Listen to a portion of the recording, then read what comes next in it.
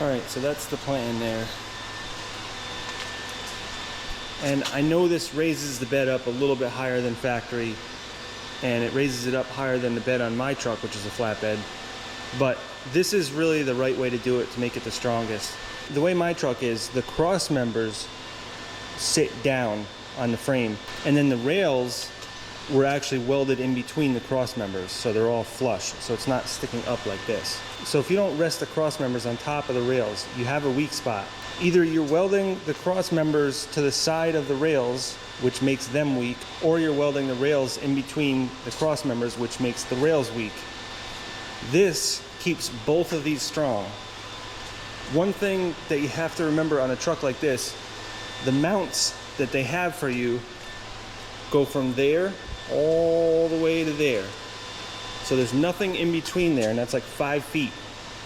So you want a good, strong rail, because that's gonna hold it in between, especially in this case because I'm putting a gooseneck hitch on here.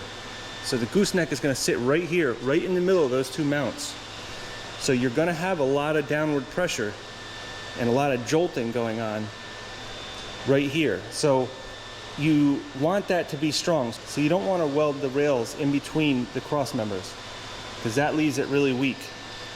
And the other way, if you weld the cross members onto the side of the rails, then this spot becomes weak here.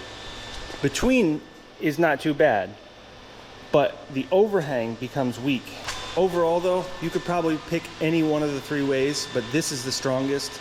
The problem with this is it makes it higher. I'm a good 4 inches higher than it really needs to be, but I like it to be stronger. So these cross members are laid out exactly where they need to be. They're perfectly in line with each other.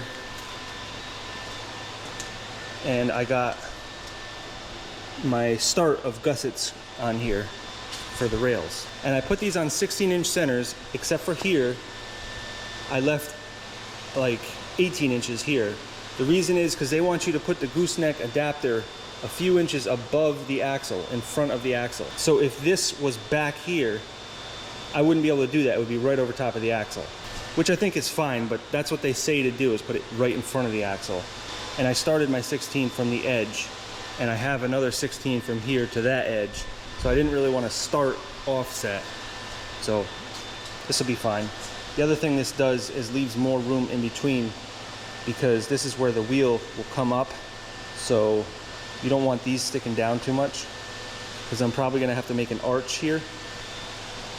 So you don't want a cross member to be right here. So I'm not looking for a wide flatbed. A lot of people will build a flatbed 8 feet wide. That's not necessary in this truck. It's not a dually.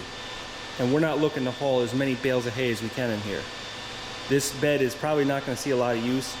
And my bed on my truck, flatbed, is 6 feet wide, and it's perfect. I've never had a problem with it. So I'm making this one 6 feet wide too. And the reason is because you can get sheets of 10 gauge steel that are 6 feet wide and 10 feet long. So I can put one sheet on and not have to have a giant seam going down the middle. And when I'm all done, this is gonna come out just to the edge of the tire. And I think that's fine. I don't think, it's just not necessary to go any more than that. Not for me anyways.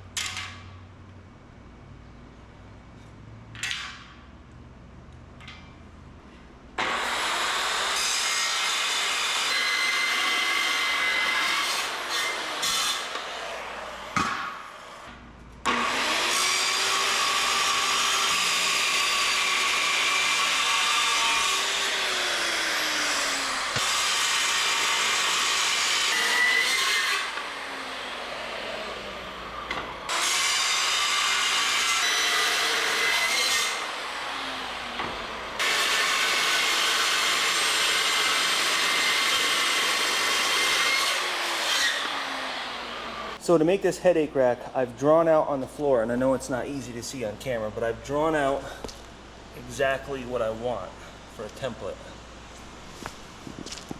And by doing that, you can figure out exactly what angles you want, and then you just divide them in half to get that miter. And doing it on the floor like this also ensures that when you tack weld it into place, everything's going to be nice and flat, because it would be hard to do that on the truck.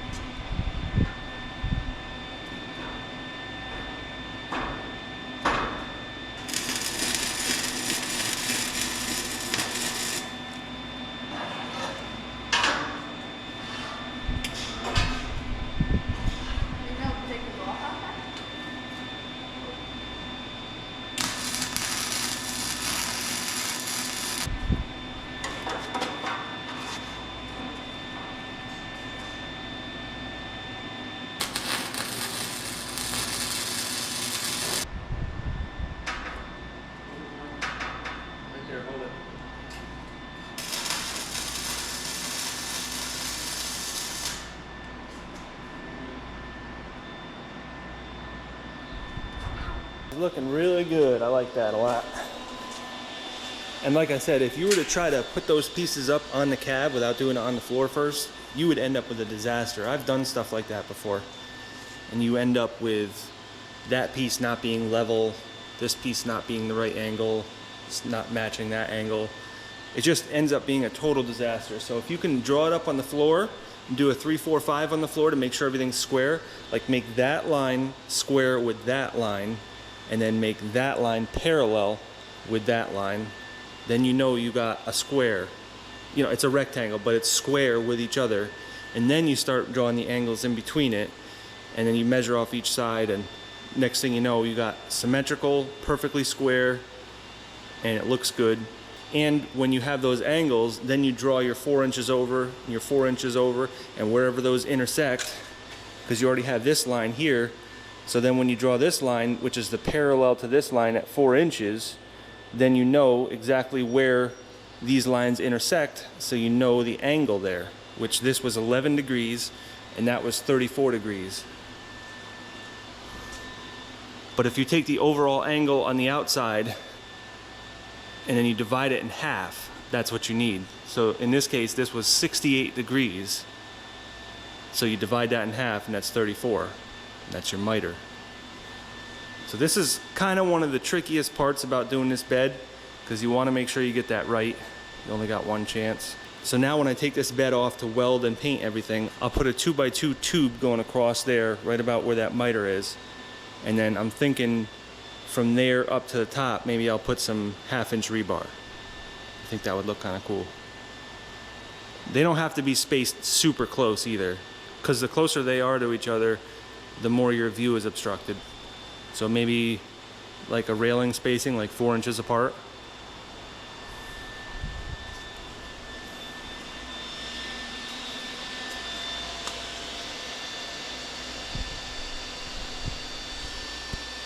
So we got our bumper, we got our headache rack, We still need to do the rub rail and the stake pockets on the side and back, but we can do that when it's off of here. And I'm also going to add a gusset going from here to here that hides this, plus it gives this bumper a lot more strength. I'm also going to do some sort of gusset right here. This is just temporary, just to hold it while I weld everything, but I am going to put some sort of gusset here. Not totally sure what yet, but it should look decent when I'm done. And then I'm also going to add on this angle iron here, I'm going to add a triangle on each side so that this becomes like a solid gusset, because right now it can flex.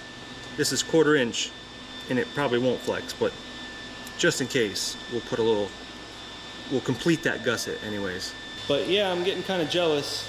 I kind of want to just put this on my truck and take the one off of my truck and put it on here. But you know, we got my dream truck coming up, and that one is going to be special. I'm going to make that 10 times better than this one. Not only is it going to be a lot bigger, but we're also going to do some side skirts with some boxes, and we're going to do some boxes on the top and the sides, put a welder on there. We're going to do all kinds of crazy stuff. This is just going to be a plain flatbed with removable sides and a removable back to it. So this is about as basic as it's going to get. But I can't get too jealous of my pickup truck, because my dream truck is going to be a lot better than this, and I'm going to spend a lot more time on it than this. It's going to be very well thought out. And I also wanted to mention that I know it looks a little bit weird because it's a little bit taller than you would expect, but there's 2 reasons for that. Number one, I want to be able to put wood and stuff on that as like a rack, and it should be above the roof so it doesn't scrape the roof when you put the wood on, or whatever you're putting on, ladders or scaffolding or whatever, pieces of steel. And the other reason I wanted it up that high was so that the 3rd brake light there can be seen. Because on my truck, they put a bar right in front of that, and so I don't have a 3rd brake light up there. Now I could install one on the headache rack, but it's just much easier to just raise that up a little bit. It looks a little bit weird, but when it's all said and done, it'll look good.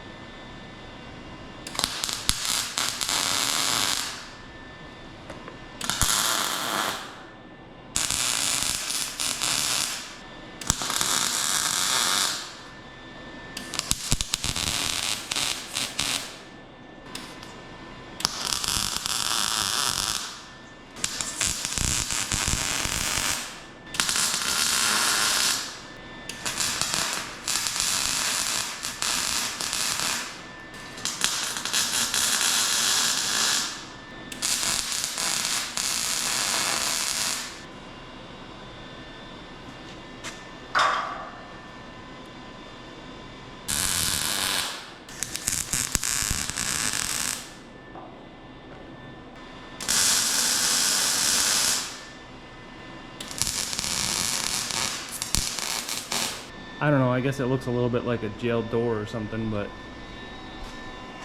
I like it. It's unique. You don't see too many of these with rebar on them. So now the things left that I have to do, I gotta put a sheet of 10 gauge steel right there. And then obviously I gotta put the 10 gauge steel on the deck here. And then these gussets here I need to complete. And I still need to frame out for the gooseneck hitch here. I don't have the hitch yet. I should get it in a couple days. I'm doing that bed similar to how I did my other pickup truck. You can take that out and flip it upside down and put it back in, and it pins in, and then it's flat here except for these. But you can see how I did that. It looks pretty nice. So that's exactly what I want to do, and I'm going to do the same thing with the bed liner. This is a truck bed liner here, and that's what I want to do.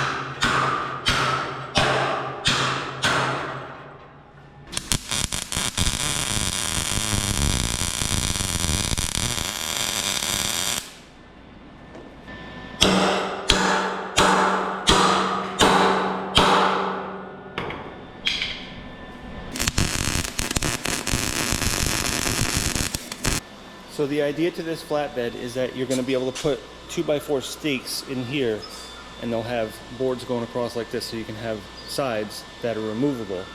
But when this is being used as a flatbed, all this stuff can be used to strap things down. The rub rail and these stake pockets can both be used to tie things down.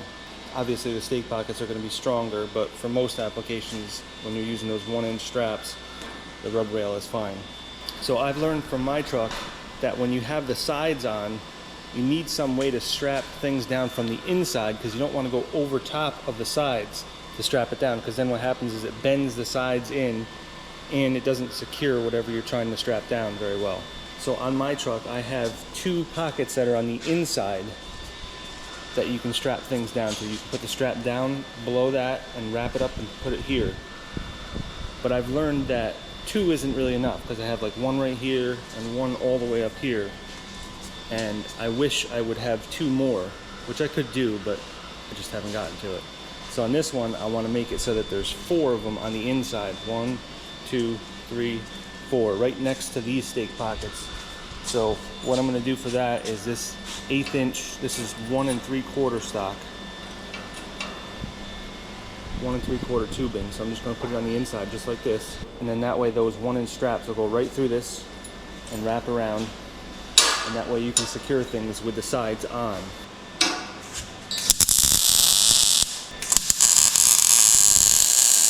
On my other truck, I have this rack right here, which is removable from the back.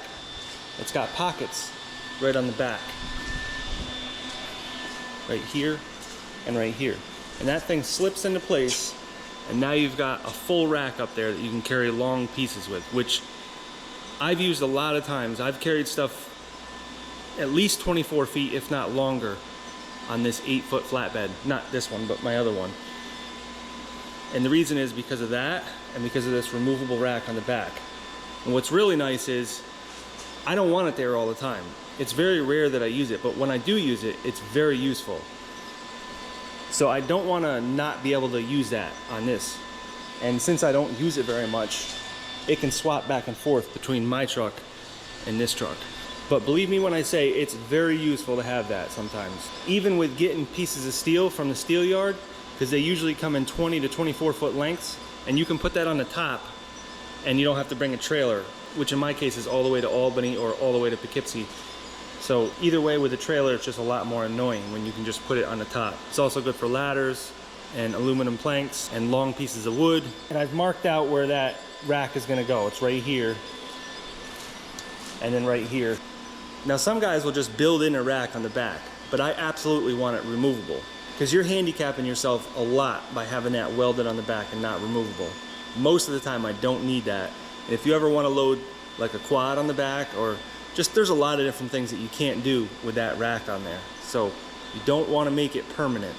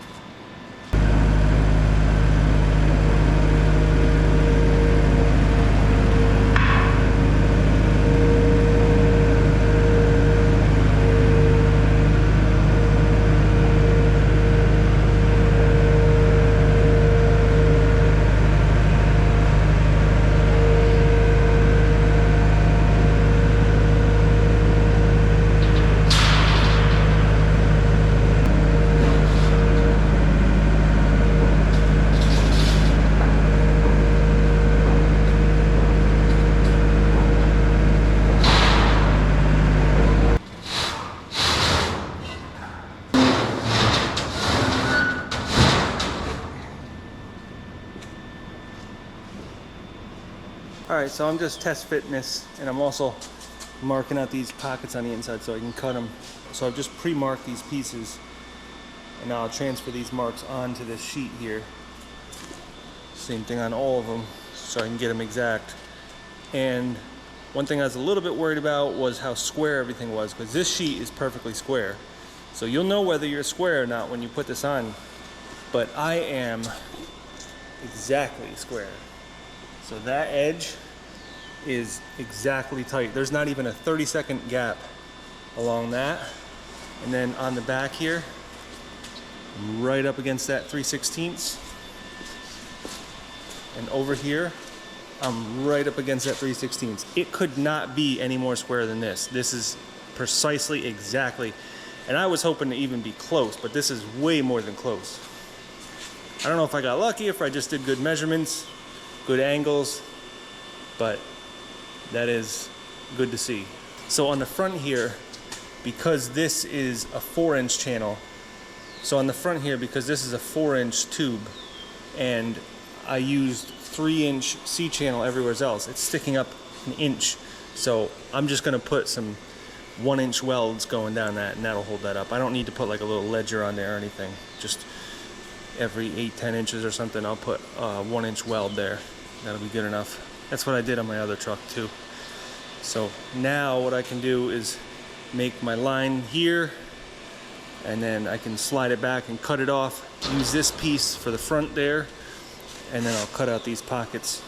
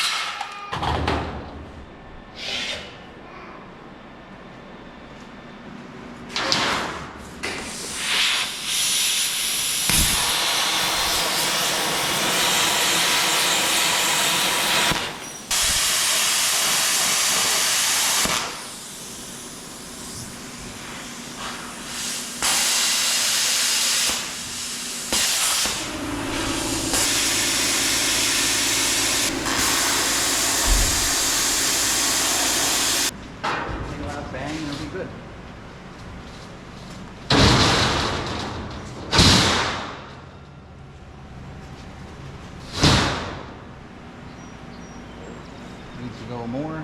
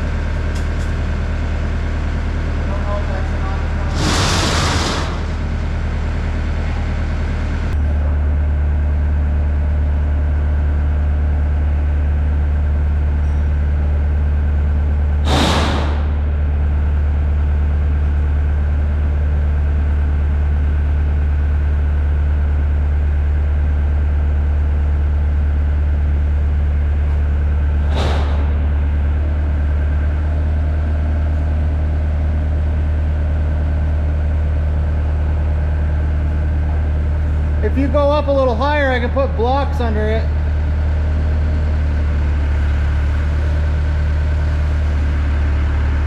Okay.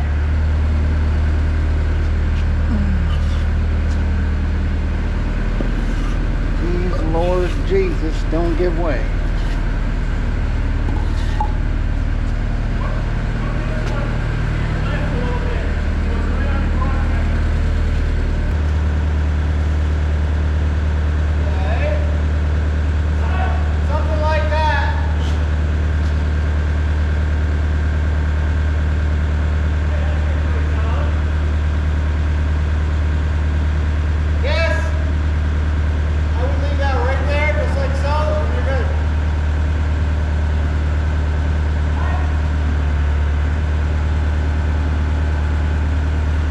Dr. Muller. The patient's coating, we have to shock them.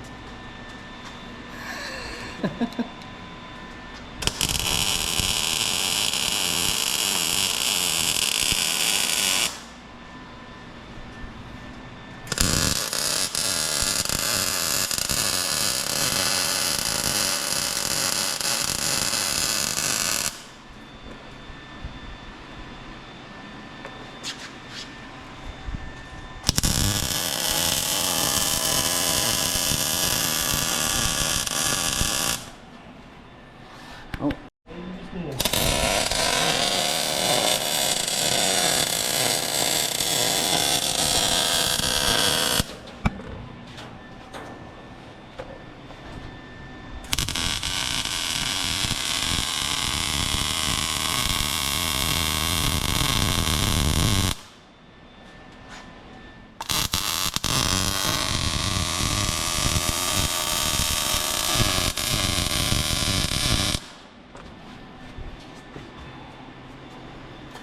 Really don't even need one on the outside because I'm going to weld the outside.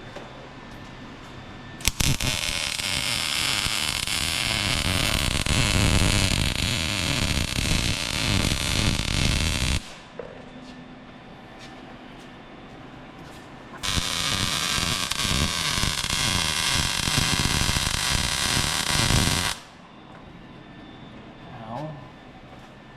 I'm burning my hair.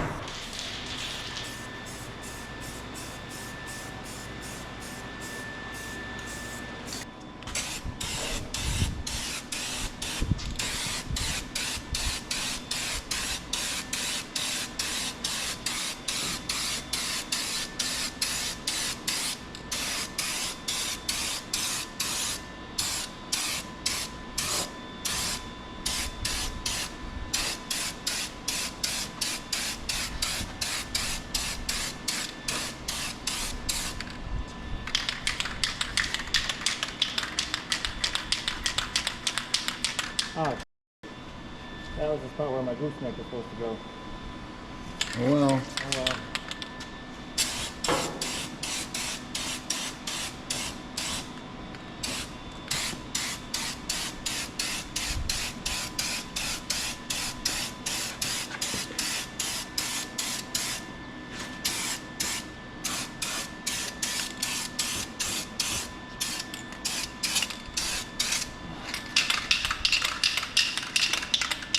Not off the rope.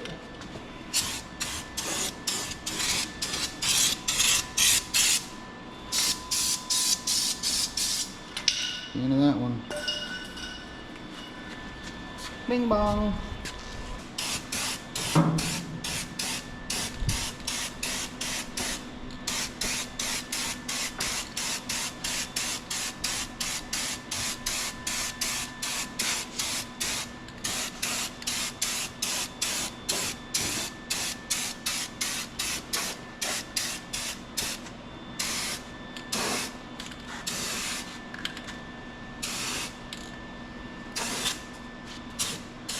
You shouldn't just do it sideways. You just don't like that. Nope.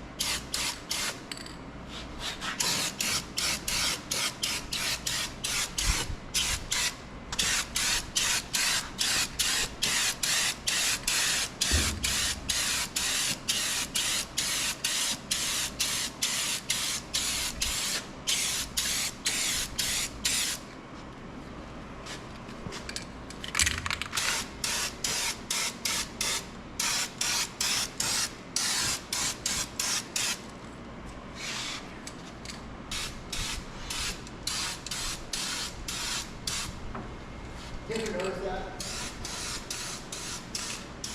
That Makita flashlight? The caution sticker on it says, beware of hot. Pretty funny. Beware of hot.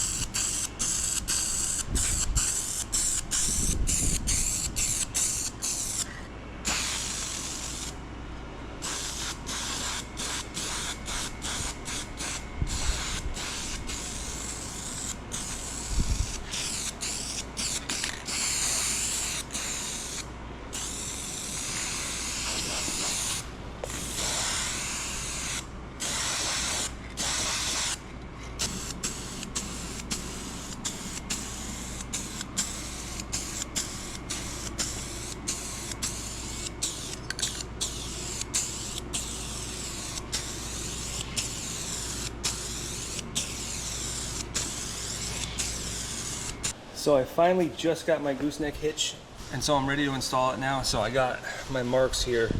So remember, it's supposed to be just right in front of the axle. So it's going to be right against this cross member here. And they want you to install a 1/2 inch plate from here to here, and then from here to here, and that goes in between it. So this is what you weld to there. So this is going to go right there, and there's going to be a 1/2 inch plate right there. And the same thing on the bottom. So this is a turnover ball. So the ball goes in here, and this goes through here, and that holds it in place. And this sticks out to the side of the bed. So then when you don't want to use the ball, and this is spring loaded, so it just pulls out. You pull the ball out. You flip it upside down, put it back in, and it'll be flush, and then this springs back in. So then just this is sticking up.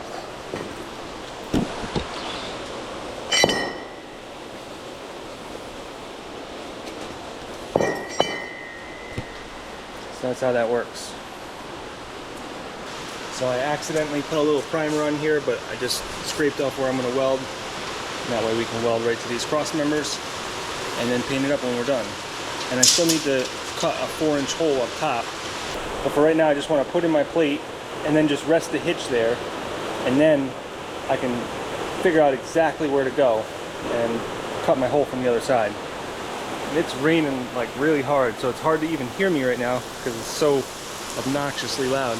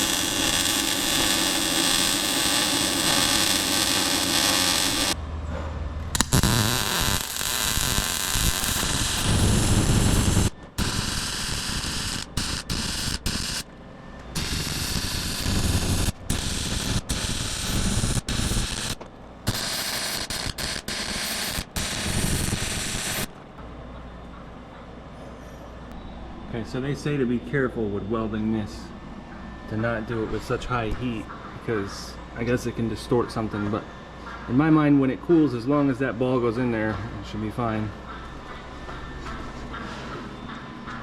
I'd much rather weld it to this sheet here because that gives it more strength.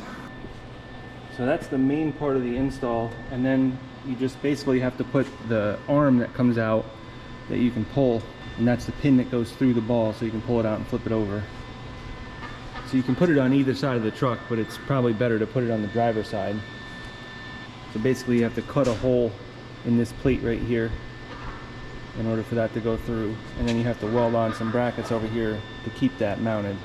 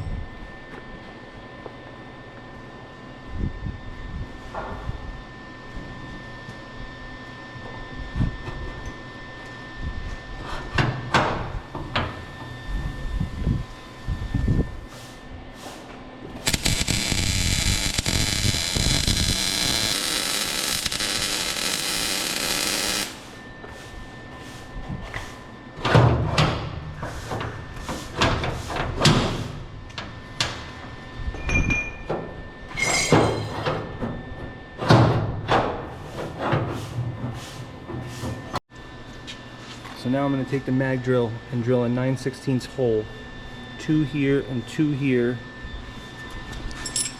for these, and I'm going to try to drill as close as I can to the center of the cross member here so that we actually catch and use the strength of the cross member. And these are for the safety chains, and they go down with springs, and then when you need them you pull them up.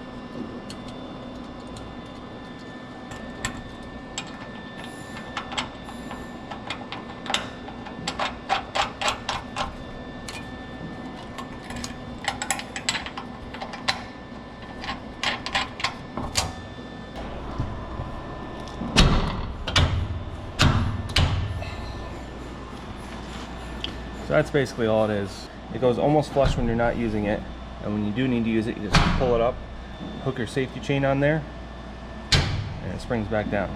But I just installed that one just to show you guys. I'm gonna now take it out, because one of the next things we need to do here is install the truck bed liner, and I'd rather not have that on there when we do that. And then pretty much I'm just gonna wrap it up underneath there by painting everything again, and then we can finally turn this back on the other side, and actually we could pretty much install it on the truck at this point and then do the bed liner.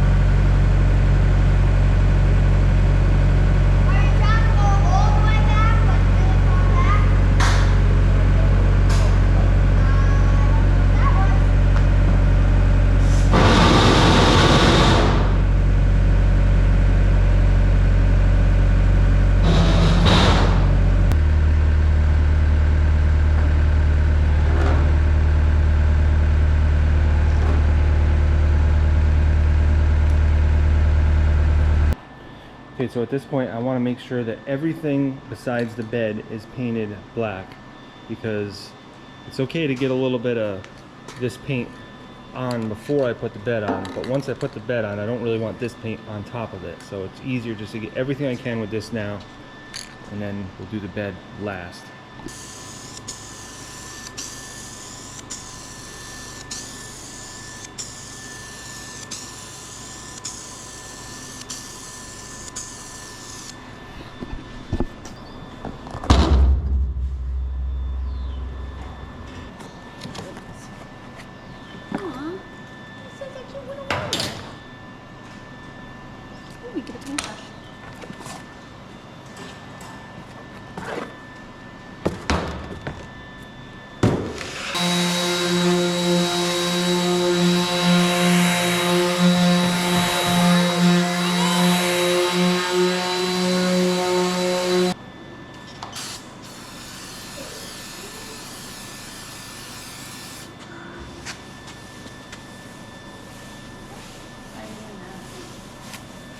Putting all the oils and stuff on.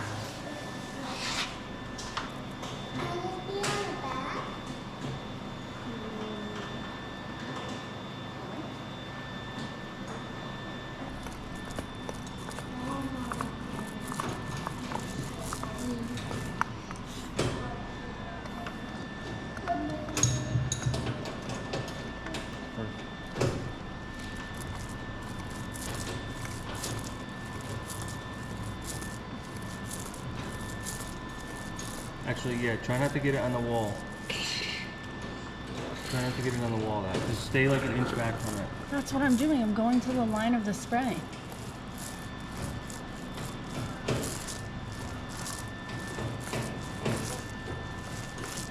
You just want it about as consistent as you can get it.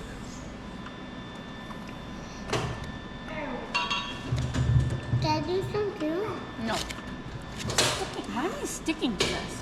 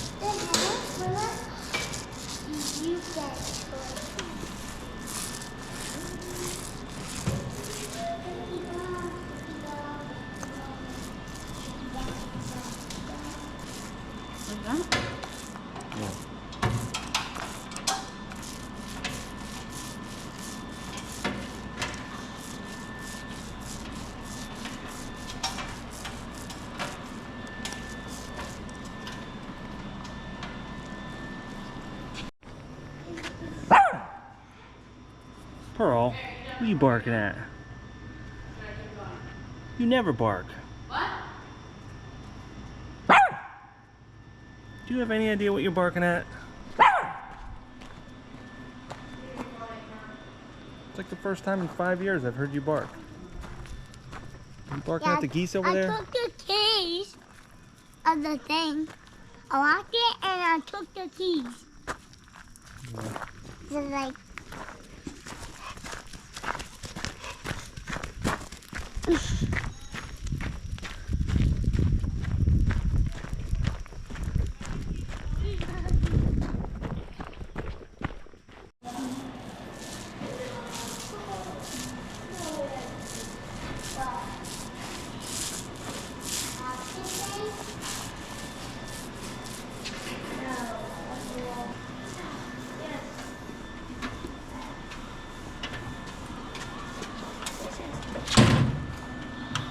Okay, did you read any of the instructions? yeah. You did? Yes. All it said is just take the bag of bolts, bolt these things on, take that, lift it, bolt it on, and there you go. Except that I already put the shocks things in there. shock things? That, Oh, yeah. struts? Yeah, whatever those things are called. It was definitely difficult. Yeah. Because I had to use my left hand and I'm not left-handed.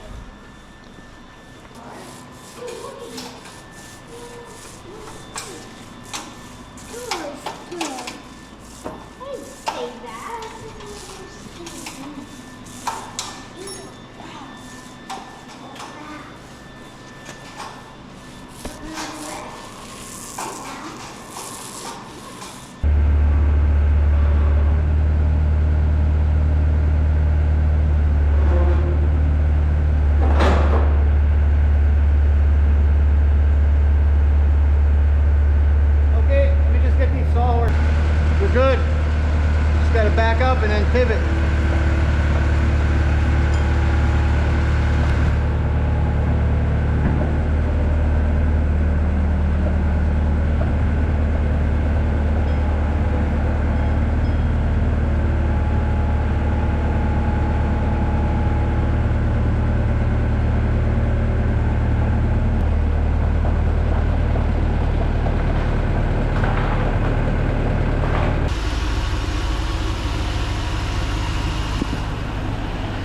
All day, come on.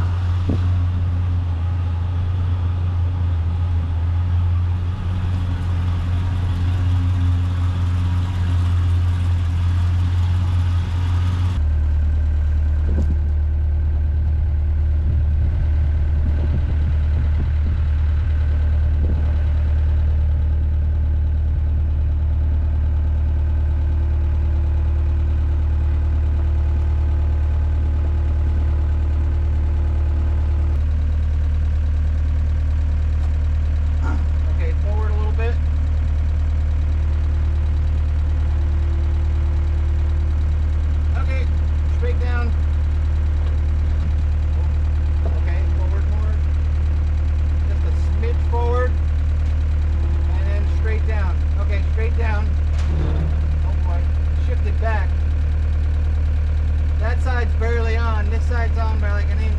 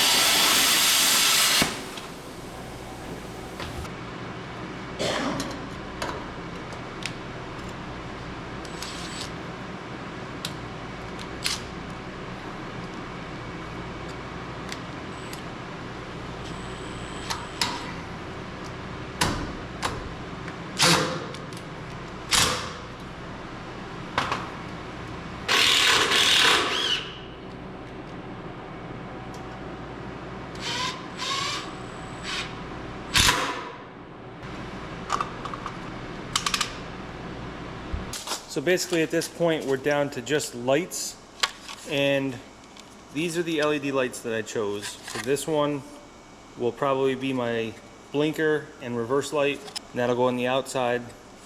This one will probably be my brake lights, and both of them will be my parking lights. So I like to install these instead of the ones that you put in the grommets.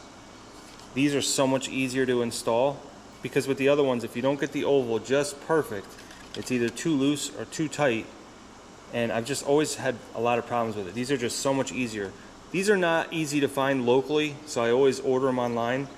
I actually ordered these, and I ordered that B&W hitch from eTrailer.com. They are a great source to get stuff like this. I bought a lot of stuff from them over the years, and I can't say enough good stuff about them. And I'm not sponsored by them or anything like that, I'm just telling you.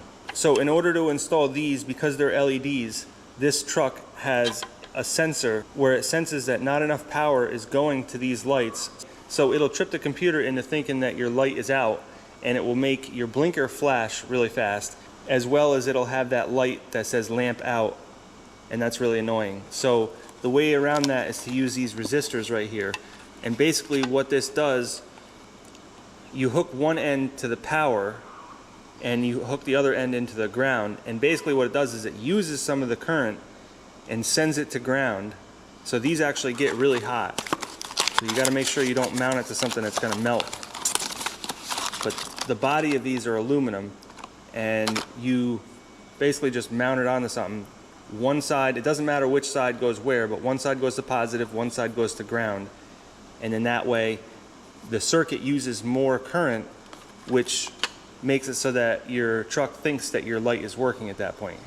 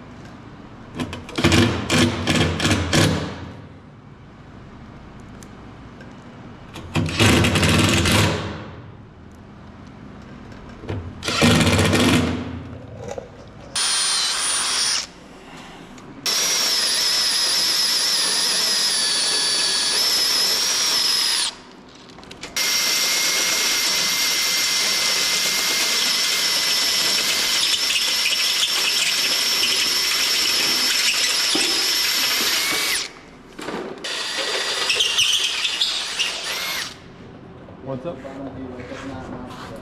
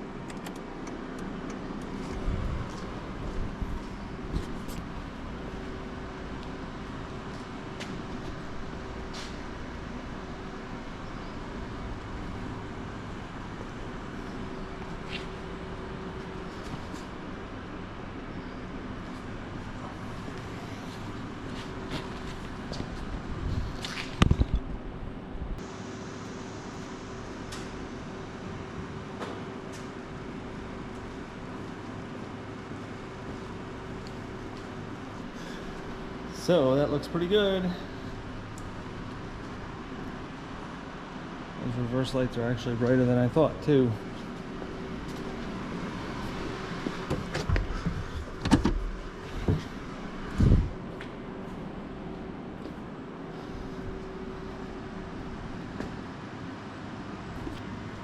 Got the trailer socket there.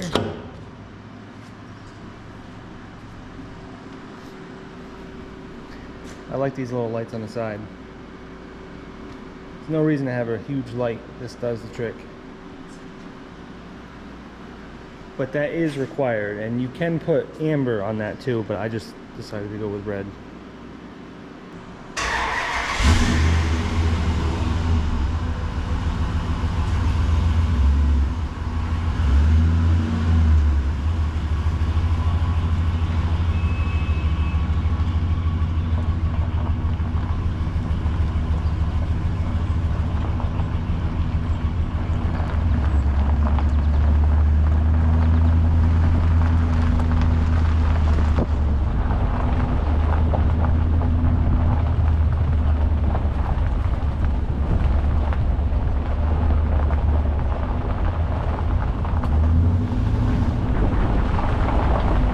Seat. Also, I don't know how to The do the electronics are on the left side of the seat. seat. Electronics? Oh my god, this is weird. Okay. I'm gonna just sit on my phone. Wait, are we going on a road? Wait, so, No. oh, I see. Okay. I'm too short. Wait, does the seat go up? That's so cool. No, sit down. Oh. You can put it up more. I know you need a little bit more. What? Up. No, I don't. It's actually, I think this is too much. You probably put the wheel down too. Put the steering A wheel wheel? down. Why? Is there a lever on the left? On the Yeah, bottom? but this is fine. Okay. I was wondering if the seat went up. Oh, this is really cool. I think my seat does this too. Oh, too far maybe? Okay, you can put the actual back of it is manual. Yeah, I know, it's right here. Isn't that leaning a little too far back for you? I guess, but it's not too bad, I guess. Set it up where you are. What? I said, well, you should set it up to where you are. Noah, I like it. Is he sitting? no car seat, huh? I know. No, we're just going up to the top of the field, that's it. I know. You don't need your seatbelt. I don't feel safe. You don't feel safe, why? I don't know. I just Is don't mom's feel driving? What? Is mom's driving? That's not me. Yeah, because it's like her first time ever driving a truck. No, it's not. I don't. Oh. Oh. It's good, babe. Oh my god, it's good. Oh. It's like big and huge, and I like it. Oh. Look at the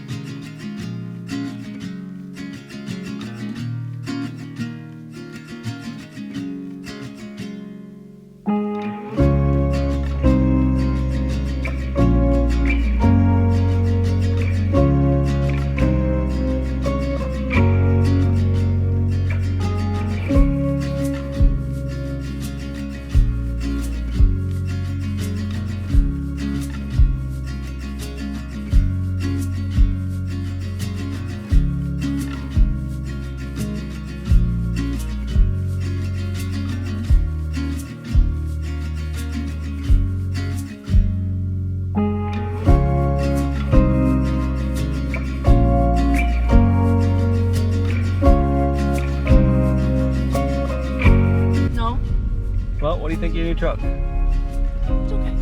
It's okay. Well, it'll be better once it's on the road. Oh, it is on the road. It just needs to be inspected. Well, that's, yeah. Then I can drive it. Drive it.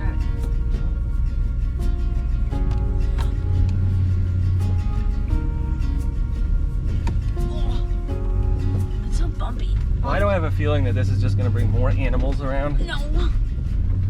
Ow. Why is it so bumpy out here? If it's gonna bring more animals. No, what do you think of the truck? I think it's cool. Yeah. Kaden, what do you think of this truck? It's pretty cool. I like it. What do you think of the flatbed? It's cool. Do I need to put a step bar there for you? No. You just grab the steering wheel and then you hop in. I just didn't realize how far down it was actually. The doors are a little heavy though. That gets to me. So what do you think of the bed? Well, I like it because I did it. I did the, well, at least the first layer. Oh, what is that? It's pretty cool. That's my way. Wait, did you make the sides yet? Won't we go out? Won't we go out? You're gonna crawl out the back? Yep. No, you riding shotgun? Yeah. Hand out the window. I'm definitely not putting my seatbelt on. I never put my seatbelt on. Never. Never. Ow! Ow! You stinky toad. You stinky toad.